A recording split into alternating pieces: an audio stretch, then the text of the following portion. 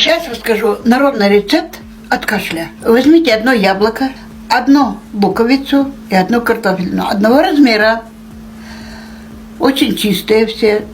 Лук с шелухой, картошка с шелухой, нечищенная, яблоко также нечищенное. Все это ложите в кастрюлю, заливаете доверху, кипятите, чтобы половину осталось там. Прокипятили, все, выключили. Вот остатки пейте, поможет.